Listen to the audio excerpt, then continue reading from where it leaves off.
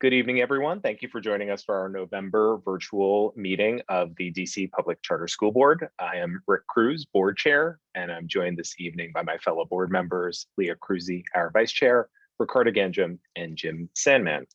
This evening, as per all of our meetings, we'll begin with public comments, and we have a few members of the public who are signed up to be public witnesses. But before we kick into that part of the agenda, our Executive Director, Dr. Michelle Walker-Davis, is going to give us a few updates on the charter sector teacher and staff vaccination rates. Thank you, Chair Cruz. As you are aware, in September, Mayor Bowser issued a mayor's order requiring vaccination for all adults regularly in schools by November 1st. This board approved our COVID-19 vaccination requirement policy last month, and staff created a system to ensure compliance with the order by all of our public charter schools. I'm pleased to share that all charter schools have met our initial reporting deadline, and as of today, 93.3% of teachers and staff working at DC Public Charter Schools have received a full course of a vaccination against COVID-19. I really want to acknowledge the efforts of our school leaders to ensure that their employees take this critical step to keep our students and themselves safe. This includes the many public charter schools that actually implemented a staff vaccination mandate earlier in the school year prior to the mayor's order. Beginning this Wednesday, November 17th, we will publish the school staff vaccination rates at the LEA level. So you'll be able to see on our website a list at each LEA of their school staff vaccination rates, and that will be able to be found on our homepage of our website, and it will be updated monthly on or about the 15th of each month. Thought it was important to share that. I know that schools were working very tirelessly to make sure that they met and complied with the mayor's order, and we will keep this board and our public aware of those rates on our website monthly. So wanted to share that information. Great, thank you. Thank you. And as you noted, great work on the part of all of our school leaders and faculty. And thanks as well to the PCSB staff for ensuring the broader sector's compliance with the mayor's order. So thank you, Dr. Walker-Davis. Thank you. All right, with that as some good news to begin the evening, we'll turn to our public comment. And as we move through each agenda item, Brianni, our moderator for the evening, will unmute DC PCSB staff or individuals that are here speaking on behalf of the school. The hand raising feature will be has been disabled, so individuals who've previously signed up to testify will be called upon. As a reminder to everyone who's not familiar with our meetings, all written public comment is available to the public on our website. If you didn't sign up for by sending your name to the public comment mailbox before this meeting, please submit any and all comments you have to public.comment@dcpcsb.org, or you may call our public comment line to leave voicemail testimony at 202-328-2660 and select option 2. So we've got a number of public witnesses who have signed up to speak. 3, Brianni, Darlene Pearson, Nathaniel Green, and Lauren Farrell. And if we could start with Darlene Pearson. Darlene, if you can raise your hand.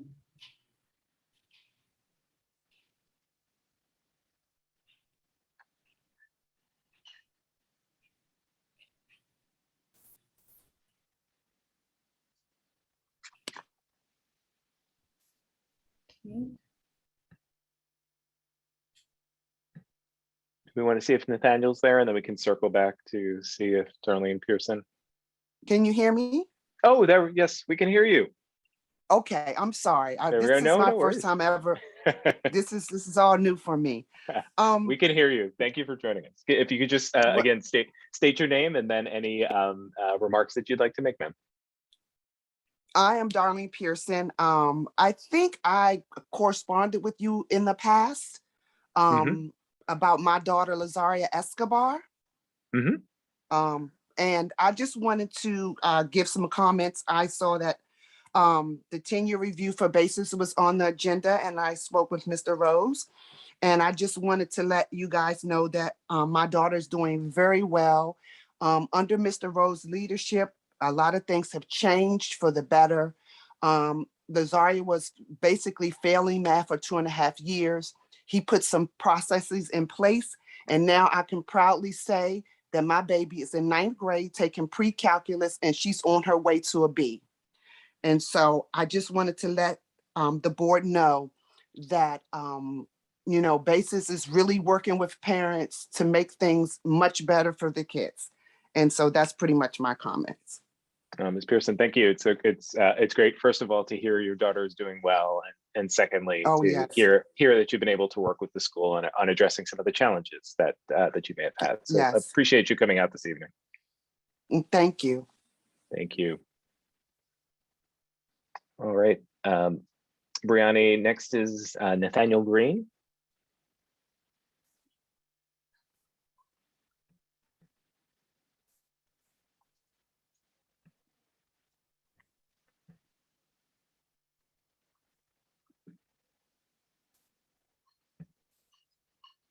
Nathaniel, you can unmute yourself. Okay, can you hear me? We can. Hi, so I'm Nathaniel Green. I am a teacher at BASIS DC. I've been teaching there since 2013. The second year the school was open, the first year that we had a high school. I taught our first high school science class, and I've taught that introductory biology high school class every year. So I've taught all of our high school students for every year we've been open. And now I'm also a BASIS DC parent. My son is a 6th grader at BASIS DC. So I've seen it from both sides. I would say, when we opened, we had really big aspirations about bringing college preparatory liberal arts open enrollment school to Washington, DC, that's available and actively serving people from every single part of the district. And, there have been some real growing pains in reaching that aspiration, but I really think we've transformed from that being an aspirational goal to that being a realized goal. And, seeing our first graduating class that was tiny succeed, they're now graduating college and getting real jobs. And some of them are now graduating college because they put off for a year for the pandemic, but the ones that didn't have graduated and are now working real jobs and are like real people. And just the success we've had in terms of all kinds of different students that we serve really made me comfortable sending my son, who's intellectually curious and a bright kid, but does have a reading disability. I felt comfortable sending him to our school because we've gotten, especially under Mr. Rose's leadership, really on top of serving students with disabilities, in addition to our success with other students. And so, we really are fulfilling our mission of anyone who comes and is willing to do the hard work, we're going to give them the opportunity to succeed. And I really feel like the BASIS has gotten to the point where we can, honestly and straightforwardly say that's what we're offering. Thank you, Mr. Green. Appreciate you speaking both as a long-term faculty member at the school, which is tremendous, but now also as a parent. So thanks. Thank you. Brianni, our last public witness is Lauren Farrell.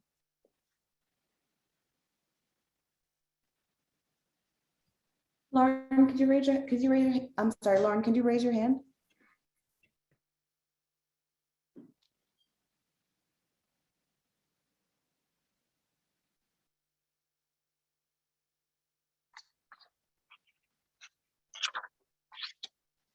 Lauren, could you raise your hand, please? I don't see any raised hands. All right.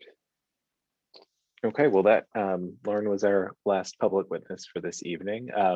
If she's unable to join us, perhaps she'll submit written testimony.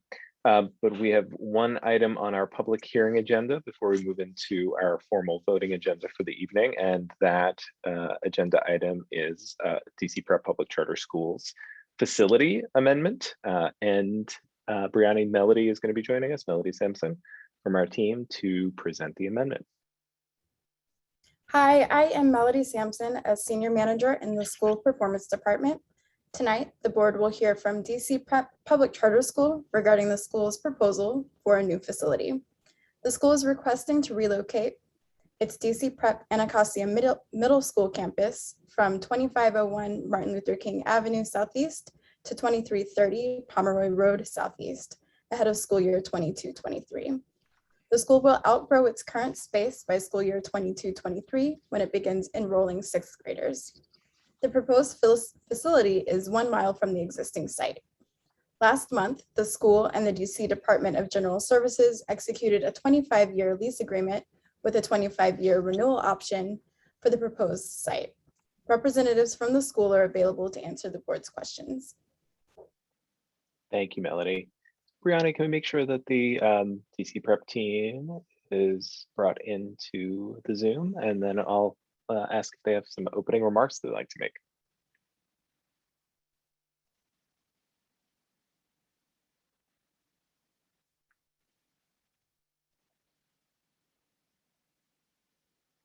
Melody, do you know who specifically is joining us? It might make it easier for Brianni to find them. Niels is here, and then there is one more. I can just a second, Bree. I see a raised hand for Patrick Clowney. Is that a member of DC Prep? Okay.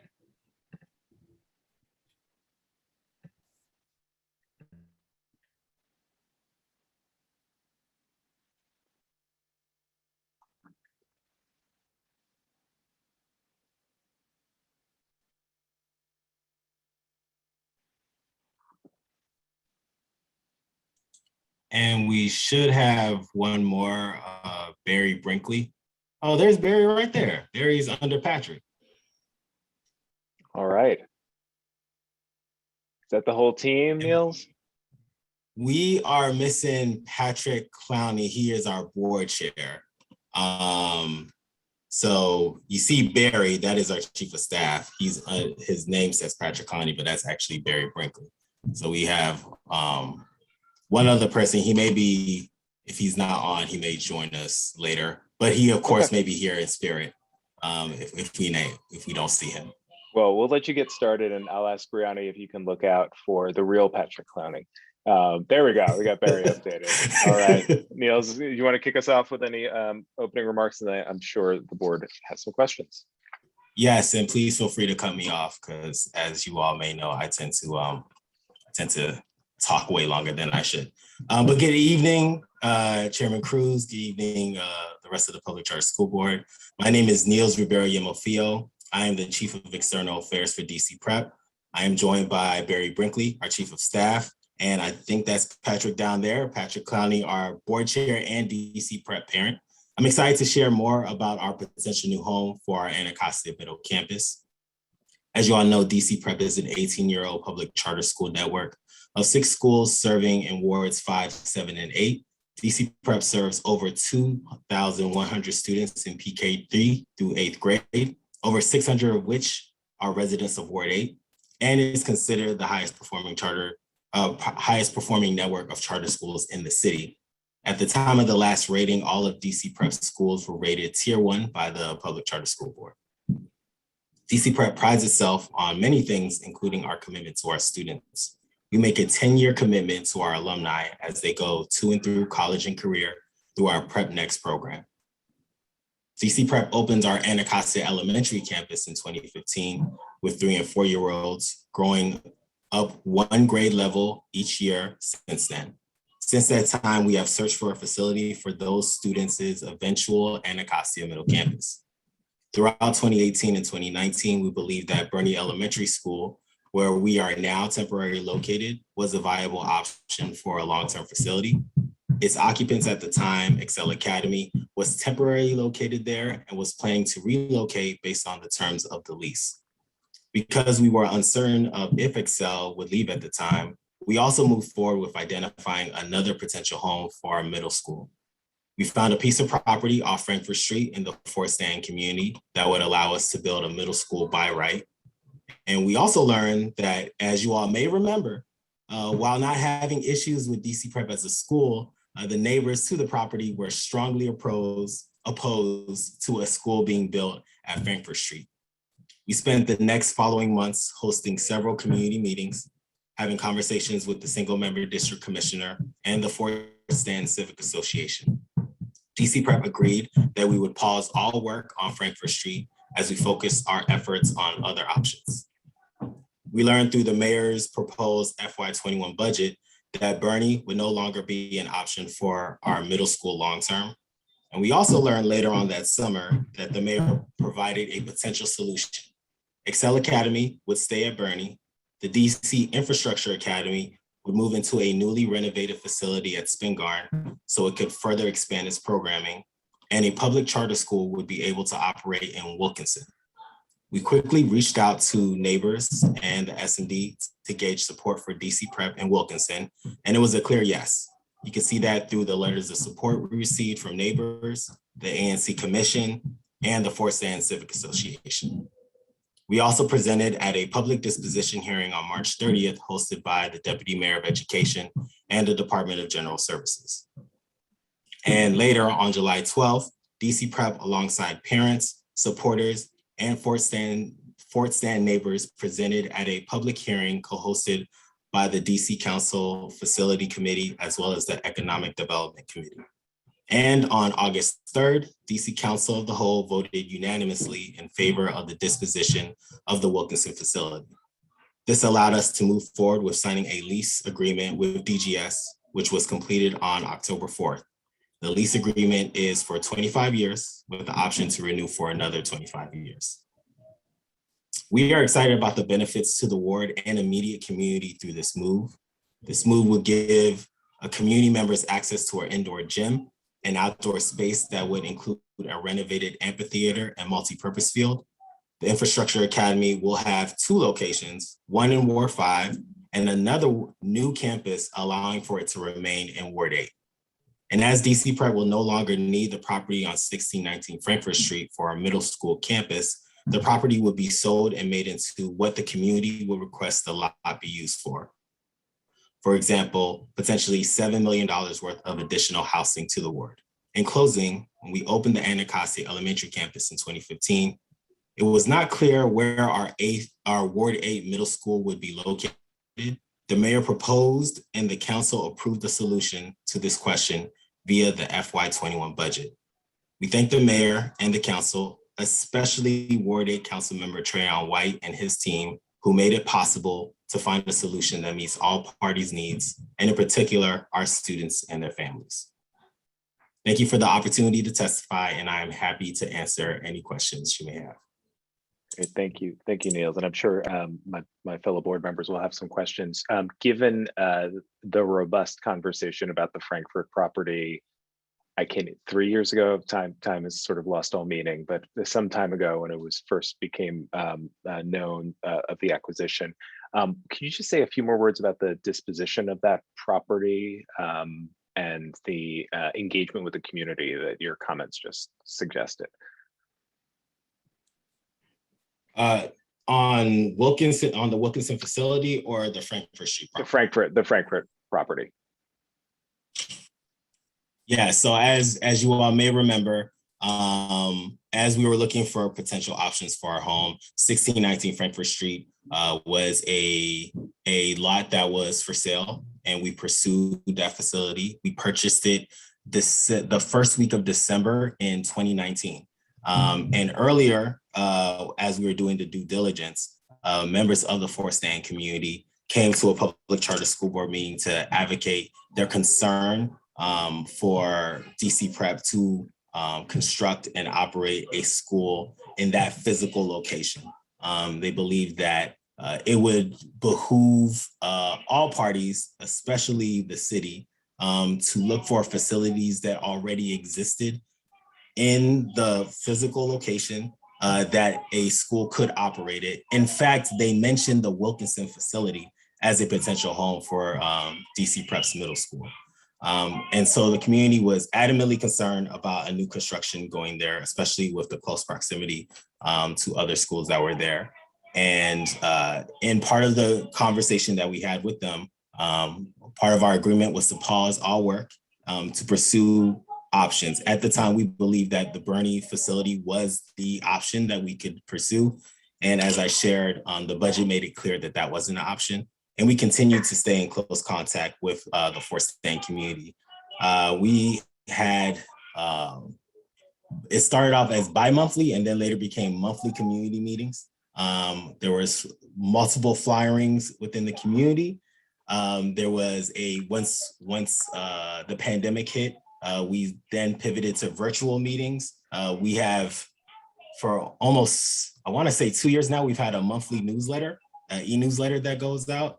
I've presented several times at the ANC 8B Commission. I've also presented at the Fort Stanton Civic Association meeting several times. I'm almost certain I'm forgetting some things. We have become very close friends. There's been a lot of conversations with the Fort Stanton community. And so how are you? I was just gonna. So sorry, how are you ensuring that the sale of the building will align with the wishes of the community as you articulated, just from how you actually make that work? Yes, once we are close to being fully done with ensuring that Wilkinson will be the home for our Anacostia Middle Campus, we're actually going to use the platforms and communication mechanisms that we have been using this whole time, including continuing to share through our monthly newsletter where the progress is for everything. And then we are going to have a virtual meeting as well as continuing to talk with the ANC commissioners and the Fort Stanton Civic Association around what are the potential options they would like for 1619 Frankfurt Street to be. And we've had the conversations, but we wanted to just formally continue those conversations and start to do what we can from our side, try to ensure whenever the sale happens that they are excited, that they have had a true partnership with whoever is the owners of 1619 Frankfurt Street. So for the outcome to be what they have wanted it to be. Okay. Thank you. Well, Leah, did you have a question? Yeah, I was just going to thank you for that. And it's nice to see everyone. Thank you for joining. The building off this and looking forward, as you experienced the last conversation around facility space, and then thank you for sharing with us all the process that you've gone through with partner agencies and with neighbors for the new location. Can you share with us how the input of what you learned through that process has informed the plans? It has informed everything, and literally everything. For example, in thinking about what would be the components of the outdoor parts of the facility, when we shared that Wilkinson was an option, members of the community specifically said, we're excited for you all to be there to bring life into the part of the community that felt like there wasn't a lot of life brought into it. So they're excited about the transformation and specifically the utilization of outdoor spaces of the Wilkinson facility. They strongly suggested that we consider renovating the amphitheater and specifically thinking about how we can engage our students in that space, but also what kind of community activities would go into that space. And that was one of the things that we just absolutely knew before we even had conversations with contractors, that we will very much so think about how we would utilize the outdoor space. So I would say very much so they've had a hand in everything since the idea of us potentially being in Wilkinson became an option.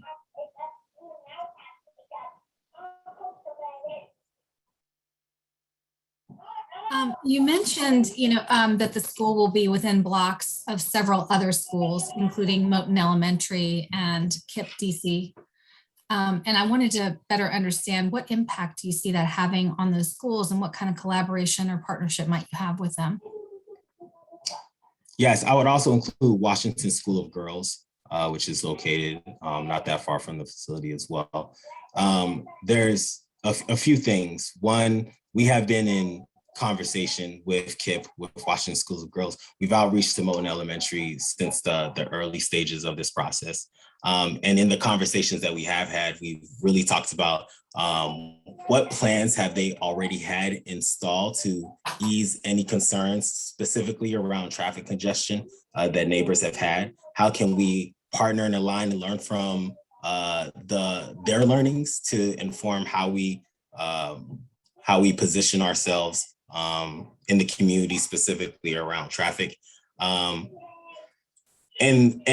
to also name another thing is there may be concerns around enrollment and things of that nature, but I wanted to name that we already serve that community. We have in the 8A commission, 300 of our students reside in 8A. Over 100 students reside in 8B. Those two commissions are essentially, Wilkinson is located right in between both of those commissions. So I won't say that this is, while it may be a new physical facility, this does not mean that we are new to operating and serving that community. We very much so have been since the early days of DC Prep. We are, if anything, moving to closer proximity to the community that we have been serving. So again, new location, but not necessarily new service to that community. Thank you.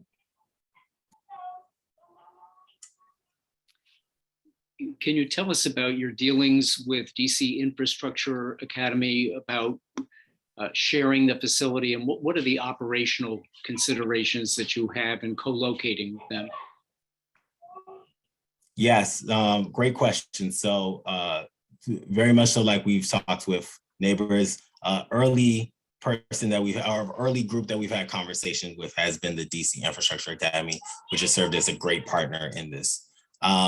I will say that while we may physically be in the same facility, how we see it is that these are two separate facilities that are located within the same building. There will be no sharing of internal space. You have to physically leave the building to go into the other facility that is operating there. If they're in the outdoor space, there is already a fence that we are going to extend and enforce to separate the physical playground to the field that the Infrastructure Academy is utilizing.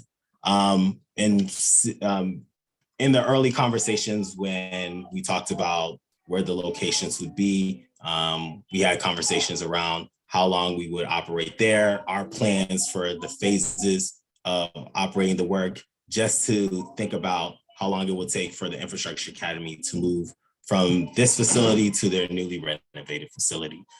So I say all that to say that I believe we've been great partners and vice versa with the Infrastructure Academy, and we continue to feel a strong sense of collaboration with them as we've started to do assessment work in the facility. Thank you.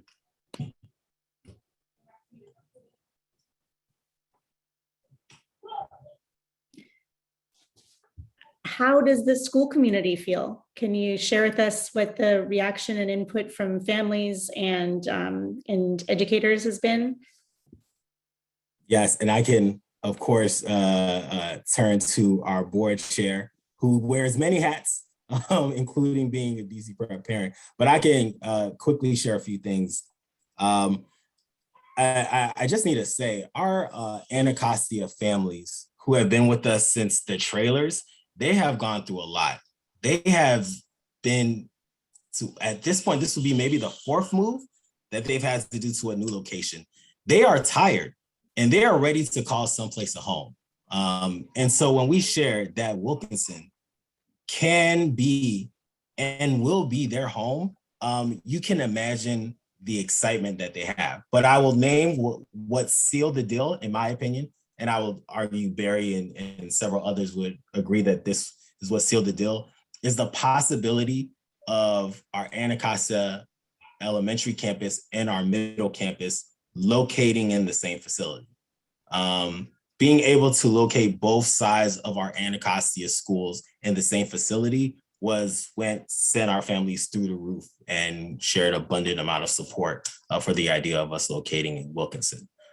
So needless to say, they're tired and they are really excited about the opportunity to have a home and for that home to be both for the elementary and the middle schools. But Patrick, I don't know if you wanted to add anything from your point of view. No, I would agree with everything that you've said, and thank you for allowing me to be here this evening. The only thing I would add is that when you look at the renditions of just the facility itself, and that's an important part of learning in an educational atmosphere, and the millions of dollars that DC Prep is pouring into it, it's going to be a first-rate facility that parents and students are going to be excited to walk into that. And even Neil's talked about the outdoor area, the amphitheater. I mean, that's when you look at the renditions of the drawings when it's finished, it's just going to be a beautiful space for kids to kind of hang out, learn, play. But yes. Thank you. Well, exciting, and we're excited to see this all move forward. Board members, any other questions for the DC Prep team? I have one more. When do you expect the renovations to be complete, and do you have contingency plans if there's any delay? Yes, so this summer, I think approximately August, and Barry, please feel free to correct me if I'm wrong. And contingency, it really just depends on what the issues are. If we're saying that 100% of what we were planning to be renovated wouldn't be renovated by that time, then there's options to have some classes be able to operate in the space that is ready and good to go. Knowing that we are planning for the space to house 4th through 8th grade, but next year it will be 4th through 6th grade. So if some space isn't ready, we will still, and depending again on the concerns, still be able to move there and move there with concerns. If there are other options, we will need to adjust. We of course still have our Anacostia Elementary campus. We are using 100% of that space, but we'll have to be, we'll have to show some ingenuity to figure out how to utilize that space as well. And then of course, DGS is very aware and involved of this move, and DGS, or the city, also owns Bernie. And so we have already started to have that conversation of what will happen if we need to think about potentially being in Bernie slightly longer. They have strongly said we don't need to worry about that, and hope we agree as well. But just to name that, we are starting, or we have continued to think about contingencies, and we luckily have a few options to play with depending on what issues arise. Thank you. Excellent. Well, Niels, Barry, Mr. Clowney, thank you for joining us this evening. This matter comes before us to a vote on December 20th, I believe. So that's when this board will be asked to vote on this matter, but appreciate all of the information and updates this evening, and we'll look forward to seeing you next month. Thank you all. Thanks. Take care. All right, board members, that was our sole item for our public hearing this evening. So we're going to roll right into our public meeting. And if I could start by getting a motion to approve the agenda. I move to approve the November 15th, 2021 board meeting agenda. Can I get a second? Second. Thank you, Jim. And now roll call vote, Ricardo Ganja. Aye. Thank you. Leah Crucy. Aye. Jim Sandman. Aye. And it's an aye for me as well. So the agenda is approved. And next we will bring to vote a charter review for Basis DCP CES. It's 10-year review. Neda Musa from our school performance department, I believe, is going to join us, Brianni. Good evening. My name is Neda Musa. I'm a specialist in the school performance department. Tonight, the board will vote on the charter review and continuance of Basis DC Public Charter School. The following charter review standards applies to each school. The School Reform Act stipulates that DC PCSB shall review a school's charter at least once every 5 years. As a part of this review, DC PCSB must determine whether the school committed a violation of applicable law or a material violation of the conditions, terms, standards, or procedures set forth in its charter, including violations relating to the education of children with disabilities, and whether the school failed to meet the goals and student academic achievement expectations set forth in its charter. If DC-PCSB determines that a school has committed a violation of applicable law or material violation of the terms of its charter or has not met its goals, the board may, at its discretion, revoke the school's charter or grant the school conditional continuance. Additionally, there is a fiscal component to the charter review. Per the School Reform Act, the board is required to revoke a school's charter if it determines that the school has engaged in a pattern of non-adherence to generally accepted accounting principles, has engaged in a pattern of fiscal mismanagement, or is no longer economically viable. Basis DC Public Charter School is up for its 10-year review. The school educates 652 students in grades 5 through 12 at one facility located in Ward 2. The school adopted the Performance Management Framework, or PMF, as its goals. In doing so, it committed to earning at least 50% of the possible PMF points in 2 of the most recent years, and earning at least 45% in 4 of the previous 5 years. The school met its goals, earning an average of 71.4% on the PK8 PMF and 96.8% on the high school PMF. DC-PCSB staff determined the school has not committed a material violation of the law or of its charter, has adhered to generally accepted accounting principles, has not engaged in a pattern of fiscal mismanagement, and is economically viable. While Basis DC Public Charter School has met the standards for charter continuance, DC-PCSB staff has concerns about the school's persistently low special education enrollment rates, which indicate the school is not as accessible to students with disabilities. The percentage of students with disabilities enrolled has ranged between 3.5% and 4.4% throughout the review period, the lowest rate among all DC public charter middle and high school for the past 4 years. Further, enrollment rates for level 3 and 4 students with disabilities was 1.1% in school year 2020-21, compared to an average of 6.3% at other charter middle and high schools. While the school's special education enrollment rates are low, it is important to note that Basis DC public charter school students with disabilities consistently outperform their peers across the charter sector in academic growth and proficiency. Based on these findings, DC-PCSB staff recommends that the board exercise its discretion to continue the school's charter with a condition. We recommend requiring the school to create and implement a recruitment and retention plan for students with disabilities, as well as a special education plan that will support an increased volume of students with disabilities in the school. We also ask that the school reflect on its progress implementing its plans and enrolling and retaining students with disabilities in its annual report every year leading up to its 15-year charter renewal. Basis DC Public Charter School representatives are available to speak to the school's performance over the past 5 years and to answer the board's questions. Thank you, Netta. Brianna, can we make sure we've got the Basis team, I believe, who is speaking on behalf of Basis, and we'll give you an opportunity to start with any opening remarks. Good evening, Chairman Cruz and members of the board. My name is Tony Axum, and I'm here tonight at Basis, Washington, D.C. with school leaders and staff as a representative of Basis D.C. Public Charter School Board of Directors. I've been a member of the board since 2018 and have actually been a member of the Basis community for much longer, since 2012, when my son entered Basis as a 5th grader in its inaugural year.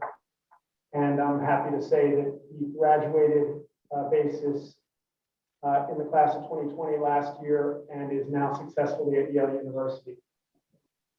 As a member of the board, we appreciate the quality and engaged oversight of the PCSB and staff that it provides our school. And I recently participated in a board-to-board meeting in June of this year that is referenced in the 10-year review report by your staff. And though we may not have seen eye to eye on every point, we recognize and value our shared commitment to equitable programming happening for students in Washington, D.C. The BASIS DC board and I look forward to partnering with you to continue operations as one of the best schools in the city. And as I turn it over to our head of school, Alex Rose-Hennig, I'll remain on hand to support our staff and to answer any questions. And I thank you for your attention. Thank you. Thank you, Mr. Axum, and thank you, Chairman Cruz, Public Charter School Board staff, and Public Charter School Board itself. I'm Alex Rose-Hennig. I'm the head of school here at BASIS DC. We had some slides for you, but it looks like we're not able to share our screen to show you those slides.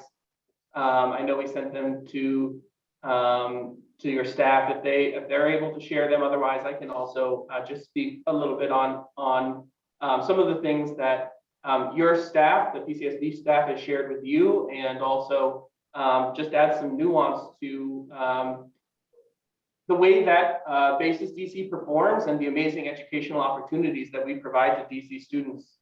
In the interest of time, we can send you the PowerPoints again, but I'll just go ahead and share with you. Oh, we can see them. Okay. Well, I don't know if I can click, but BASIS DC fundamentally is a school for anybody who wants what we have to offer. We offer amazing educational opportunities in a traditional, rigorous, liberal arts program. We're not a STEM school. We're not a art school. We're not a math school. We're a traditional American education. And as such, we believe in the power of public education in all of its historical context here in America. We are a school that is wonderfully diverse, that is focused on the simple goal of getting all students access to, into, and through the colleges of their dreams. And in many ways, our results speak for themselves. We are an incredibly diverse community where we serve students from every zip code in this city, from every ward, from every neighborhood. And our students and our staff are all committed to a dialogue around diversity, equity, and inclusion. We have a staff population that resembles our student population, and this spirit of support, care, and love for our students and for our diverse community, in addition to our rigorous curriculum, produce some truly spectacular results that it's worth just providing a little bit of nuance to what the PCSB staff compiled in their wonderful 10-year report review. For example, looking at the 2018 PARCC scores, 18-19 school year PARCC scores, you can see that BASIS DC outperforms the city in almost every measure that you can possibly record. I know the staff shared, and thank you for sharing, the fact that our special education students, for example, outperform the city average. But when we talk about outperforming the city average, we're not talking about 1 or 2% more. We're talking about 3 or 4 times the city average when it comes to performance outcomes like PARCC results, or importantly, other academic factors that may not solely be citywide testing. If you look at things like our behavior within our school, our suspension rate, our in-seat attendance rate, Nada, if you don't mind going to the next slide, our students outperform the city from any background, from any experience, from any zip code, on really any measure that you can find. And that sense of love and support, the same is true for, like you see here, this in-seat attendance rate. That love and support, that rigorous educational curriculum is what causes BASIS DC to really have these amazing results. And obviously, our focus, we're a traditional, rigorous liberal arts college preparatory curriculum. And the most fundamental result there is students getting into colleges of their dreams. Just as kind of a highline, we're not just talking about 100% college acceptance. We're really talking about getting students the financial resources to be successful in college, Across all of our graduating classes, BASIS DC students have earned over $24 million in merit-based financial aid. This isn't need-based financial aid. This is merit-based financial aid. And that average per student, again, you can see it is true across different background, across different sector of students. We're really here to support all of the students in Washington, DC. And I just want to conclude by saying a huge thank you to both the Charter School Board and to the Public Charter School Board staff for their recommendation for a positive vote to continue providing that amazing college and career rigorous traditional liberal arts education to all members of the Washington, DC community. And I really just want to emphasize that word all. We are truly a school for anybody who wants what we offer, who wants to have access to those amazing college and career outcomes, to our supportive community, and to our rigorous advanced paced curriculum. So I turn it over for questions, but I just want to say thank you again for everybody and hope for a positive vote. Thank you, Mr. Rose. Board members, I'll open it up for any questions or comments.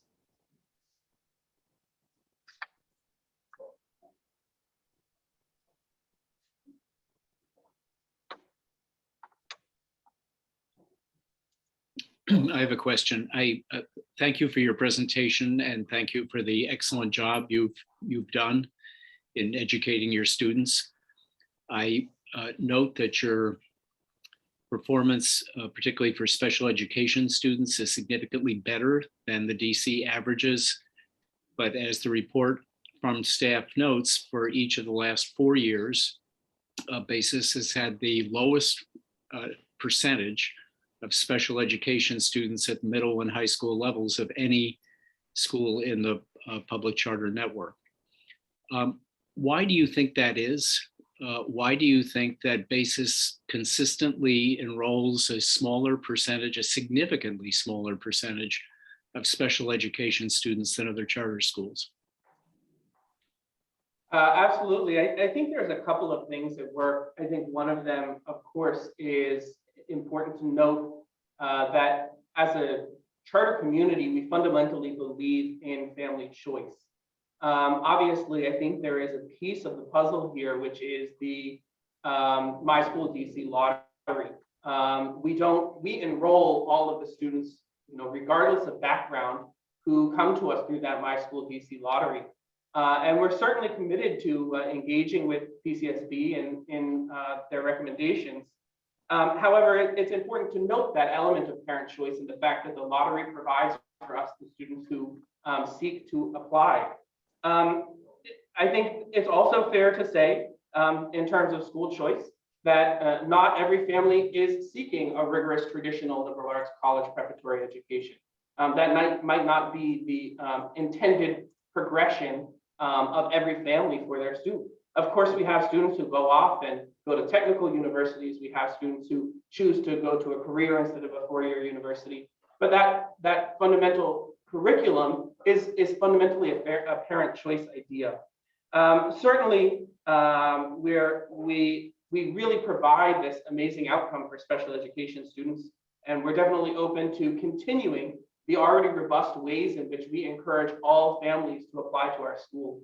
I go to ANC meetings every year to go and advertise and encourage people to come join our community.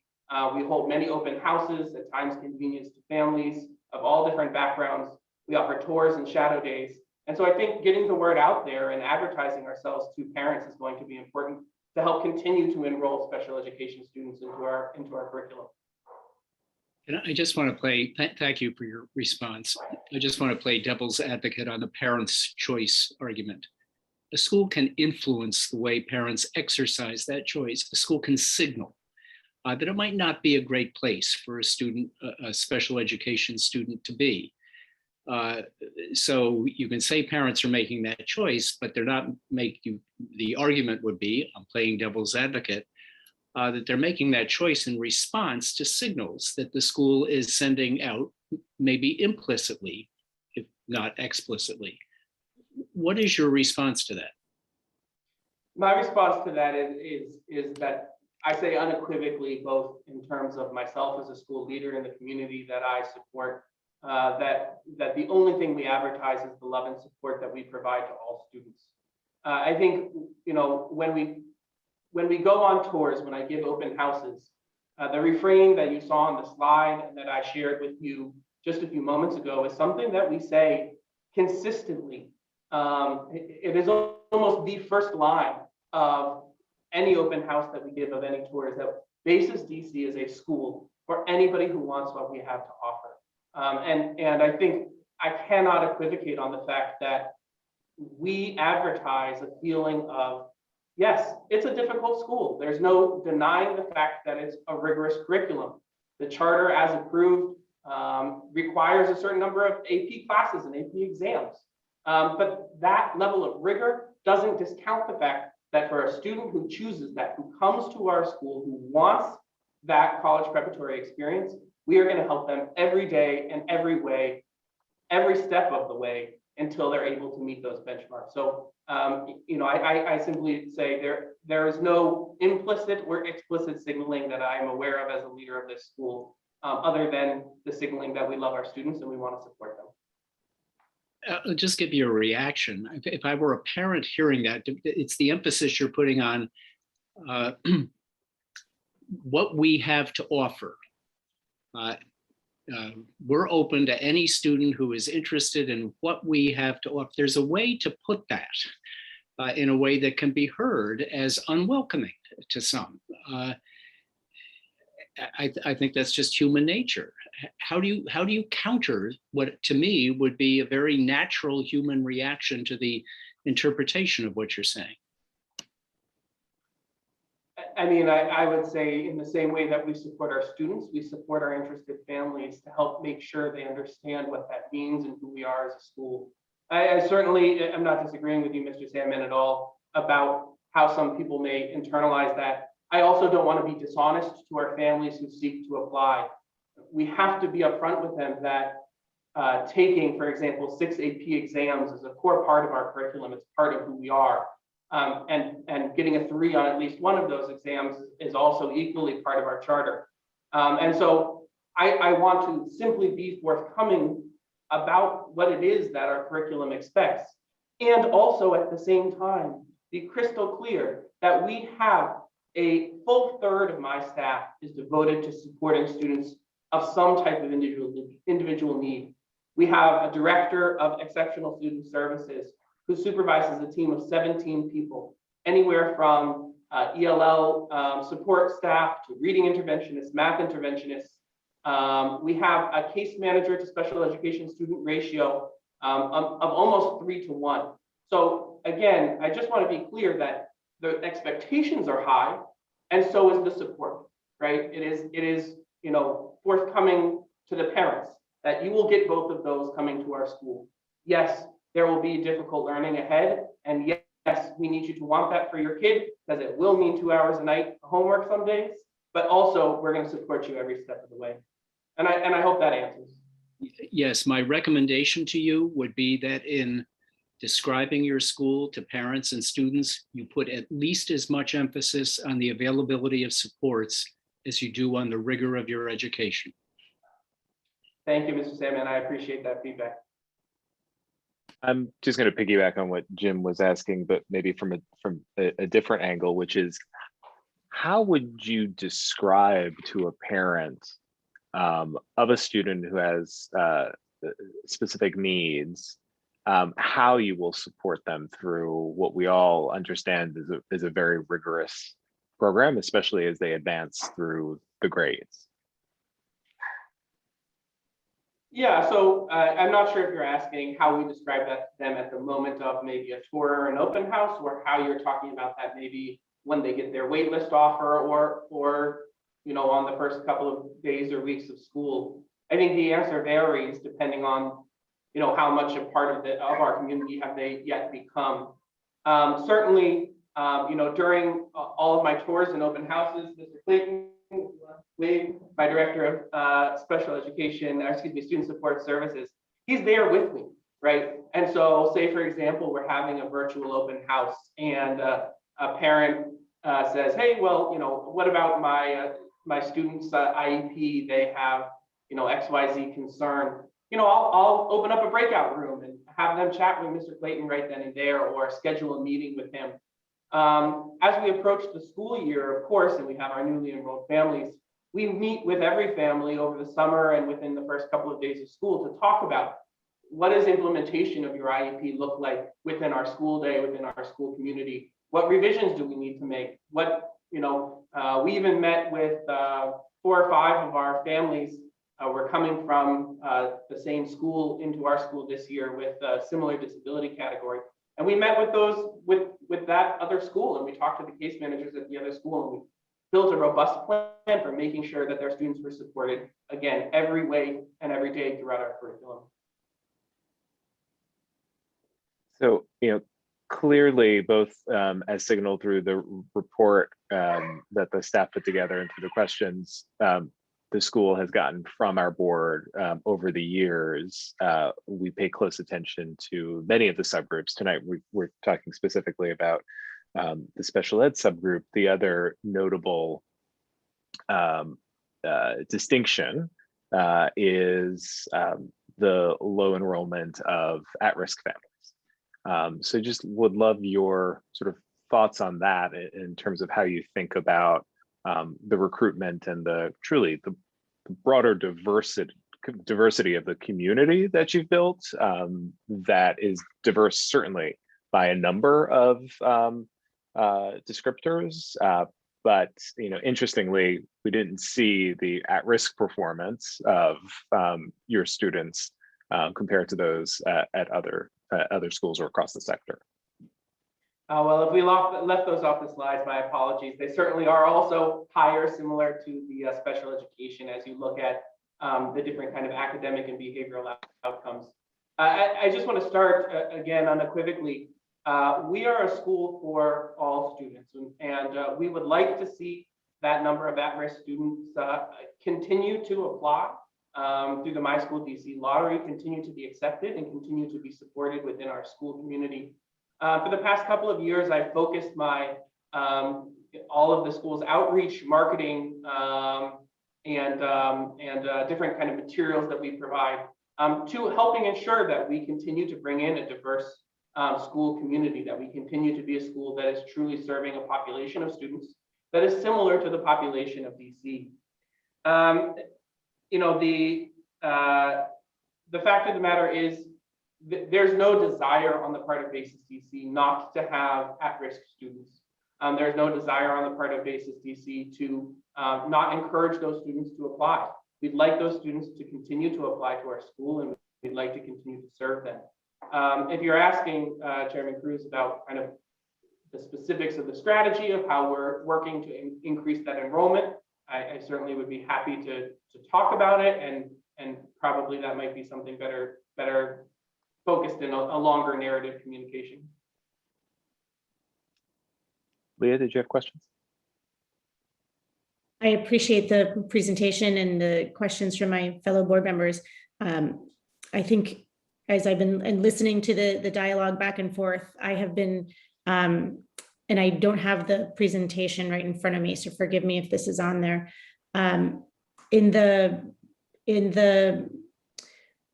In the presentation or expression of outreach to prospective families, is there a grounding in the network's values of believing in the potential of every child? Because there's kind of the back and forth here of the rigor and value of a high quality curriculum. And then there's the kind of grounded value in believing every child. We want every child to come here and believe in their capacity.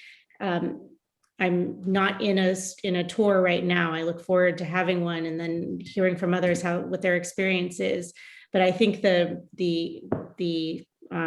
expression that I'm hearing my colleagues look for is not just in what the school has to offer, but in what the schools, how the school seeks to welcome a broad array of students and valuing the students' experiences that may be different than what the school has traditionally served. Absolutely. One of the when I give a tour, just you were speaking about tours.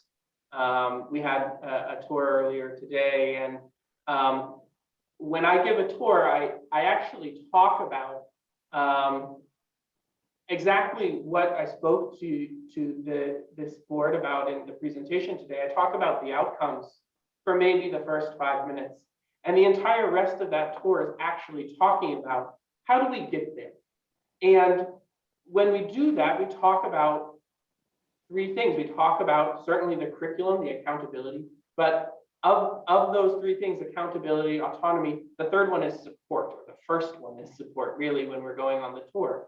And so from the start of, as we message to our prospective future BASIS students, we're talking with a perspective rooted in the types of supports that BASIS provides.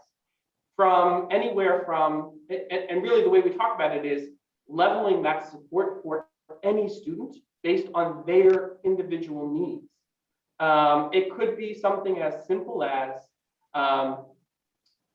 the regular ongoing student hours that our teachers provide. At BASIS DC, every single teacher in our school offers an hour for parents after school every week and an hour for students after school every week to provide support. It could be as simple as that. It could be as simple as the executive functioning skills that we teach our students through the way they progress through our day and the communication agenda book that they carry. But it could be that they need academic support where they're meeting one-on-one with my dean, for 10 minutes once a week and working on their to-do lists. It could be that they're working with the reading interventionist because they're not quite feeling like they're ready for the English curriculum that they're working on. It could be that, as we get to those older ages and the students are feeling anxious or nervous about the college experience, it could be talking to the families about the college counseling and the fact that they'll sit with their college counselor for 50 minutes every day as part of our program. So all of those different levels of support, the support we provide leveled appropriately for the student to ensure that they have access to the curriculum. And hey, that's what special education is all about. That's what we communicate to families on a tour or otherwise. And if you'd like to come for a tour, I'm certainly happy to have you. Thank you. Great. I'd also like to thank you for the presentation, and I really appreciate the rigor and the outcomes of BASIS DC. I do want to take you up on the offer to think more strategically after this meeting about some of the strategies you might be able to take to address equitable recruiting, equitable onboarding, and equitable ongoing understanding of the student experience. Again, really thrilled with the results that you're getting overall with student performance and seeing some opportunities for improvement to support the underrepresented groups in your school.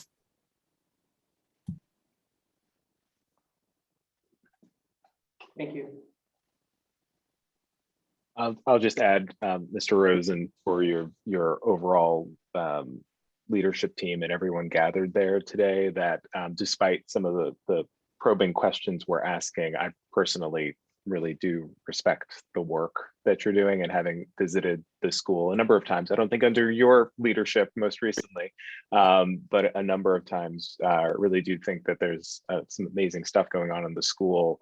And I'll speak for myself. My questions come from a place of wanting to ensure that more students and families have access to them, especially students that I think this board in its volunteer capacity spends significant time thinking about the choices, the supports that they have, that they might not have as much access to. And when we see outcomes like those at BASIS, that's personally what I'm most interested in, and how to make those more broadly available to as many students in as many parts of the city, and in particular, parts of the city where there are currently not as many options, and where they can't get as robust a set of programming as you all offer. So I hope you take the questions and the comments in the spirit that they're offered, which is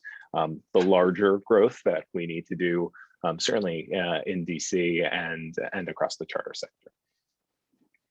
Yeah, absolutely. And I just want to say thank you to everybody for their time, my staff, your staff, and the board. That equity in education is so important. It is part of why Basis as a network came to this city. We want to continue to provide those amazing educational outcomes to all students of all backgrounds. One of the students who recently graduated, and it's the first time they're going off, some member of their family is going off to college, comes from a traditionally underserved background and left our school with a full ride to a very prestigious university. And that type of offer, that type of experience, and that, again, a big piece of equity in this city, the conversation can and should be around access. And certainly that access conversation is something we're deeply committed to continue to engage with you and with the broader DC community around.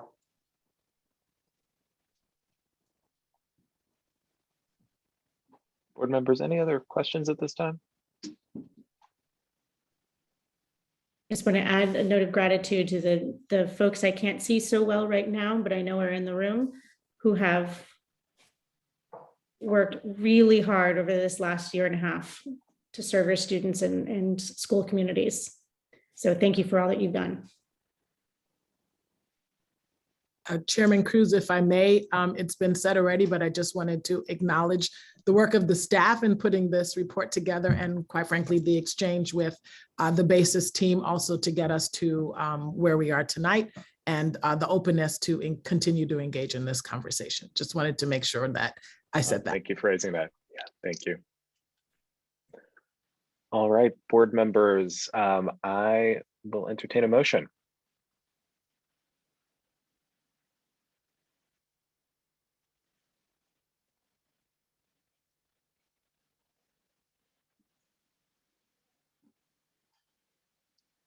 I will volunteer someone if thank you.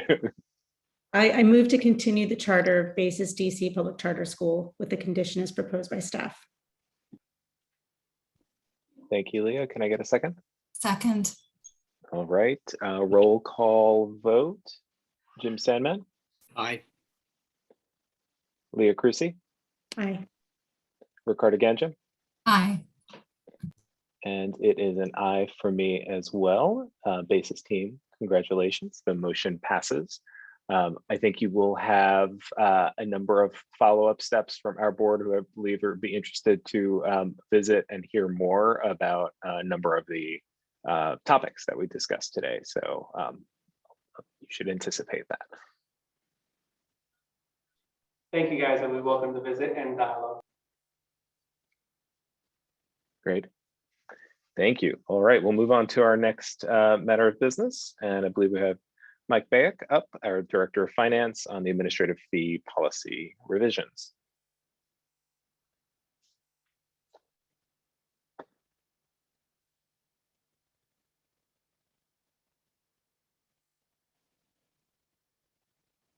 Mike, you're in. All right, good evening. My name is Mike Bayek. I'm the Director of Finance. This evening, our board has been asked to vote on the proposed update to our administrative fee policy that was open for public comment through October 18th. We received and reviewed public comment from 3 sources, shared it with our board, posted it on our website, and reflected many of the public comment suggestions in the final proposal for the board's vote this evening. The policy has been revised to number 1, exclude from the calculation of DC PCSB's annual administrative fee certain federal and local emergency relief funds retroactive to fiscal year 2020. Number 2, update the administrative fee invoicing process and timing. And number 3, clarify the optional administrative fee discount. Thank you. Thanks, Mike.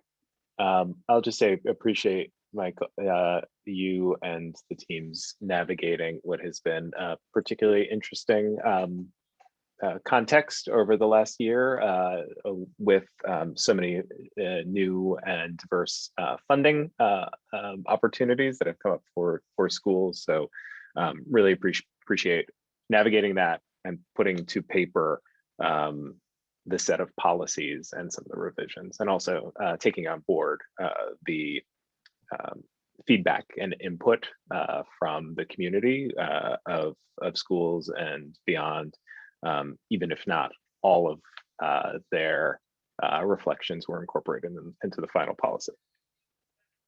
Thank you.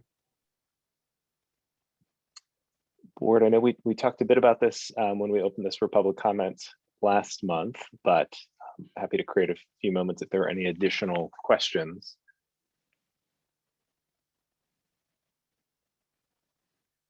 I'm just wondering if it's worth outlining some of any adjustments that were made since our last meeting that's worth just sharing publicly of what was included in the exclusions and was not included in the exclusions, if that made any sense. I'd be happy to do that, Leah. So we included the following recommendations from the public comment. Our original documentation was to support carving out only federal emergency relief funds. And the question came up, can we also carve out just local funds from OSSI and others that also pertain to COVID? So those types of things that we've decided to include that were specifically mentioned in the public comment are the OSSI grants for COVID-19 testing, school-based clinical support, and contact tracing. We also included OSSI PCS reopening grant, fiscal year 21. Also OSSI PCS reopening facilities grant, fiscal year 22. The FCC emergency connectivity fund. And although it wasn't in the public comment, we also learned that there was employee retention tax credit that some of the charter schools are eligible for. And that also is very similar to the PPP funding that many of the schools have received. So those are the items that we've included. As far as ones that we did not include, the National School Lunch and other food programs, there's reimbursements that schools receive for that, and those funds will still be included in the revenues for administrative fee calculation. Also, the federal entitlement programs such as Title I, IDEA, Medicaid reimbursement, and competitive federal and state grants. Also program fees, student fees, and just for clarification, there was an ask for rental income where subleases are done at the facilities, and we have been including as part of the exclusions in the investment income the sublease income, so that's already being excluded from the fee. I believe that answers your question. Thank you. Sure.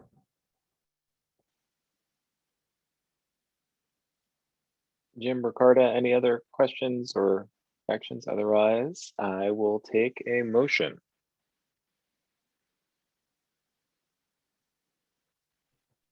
I move to approve the revisions to the administrative fee policy. Second. Thank you, Leah. Thank you, Jim. Roll call vote. Ricarda Genjum. Aye. Leah Cruci. Aye.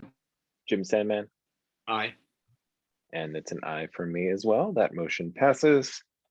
All right, Mike, don't go anywhere. The fiscal financial analysis report technical guide next. Thank you, Rick. Hello again. This evening, our board has been asked to vote on the proposed fiscal year 2021 financial analysis report, or FAR, technical guide that was open for public comment through October 18th. We received public comment from one source in support of the proposal, shared it with our board, and posted it on our website. The FAR technical guide has been revised to reflect changes in, number one, DC PCSB's vision, mission, and ready commitment. Number two, generally accepted accounting principles. Three, generally accepted auditing standards. And four, emphasis and increased clarity surrounding certain key financial indicators. And finally, number five, other information to enhance the reader's understanding.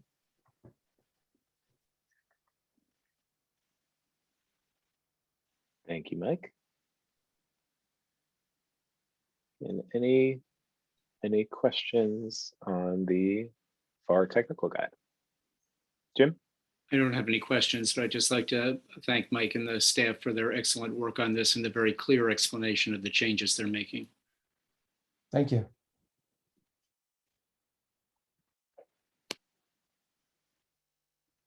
All right, unless there are any questions, I will take a motion on this as well.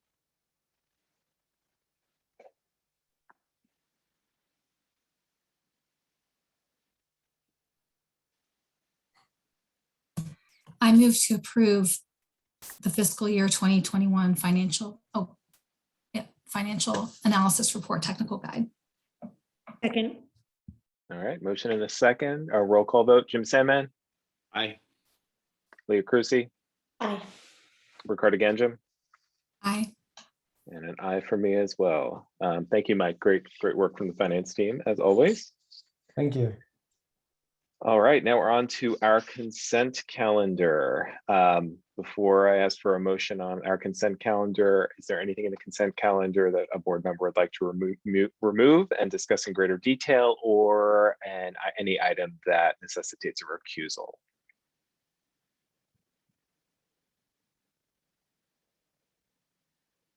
If not, once again, I'll ask for a motion in a second.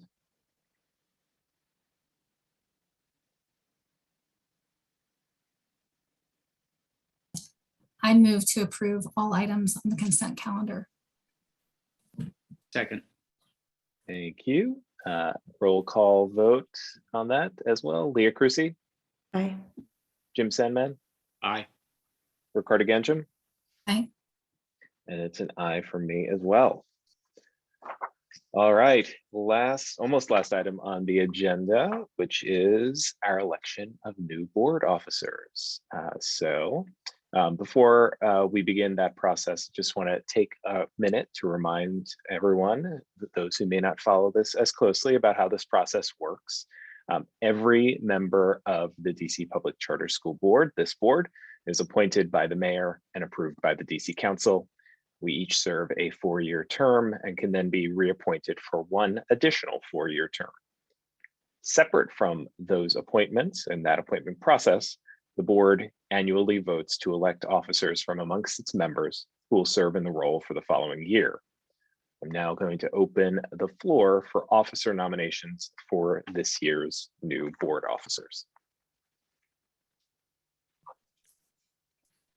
I would like to nominate the following slate of officers: Leah Cruci as chair, Jim Sandman as vice chair, Rick Cruz as treasurer, and Ricardo Ganjum as secretary.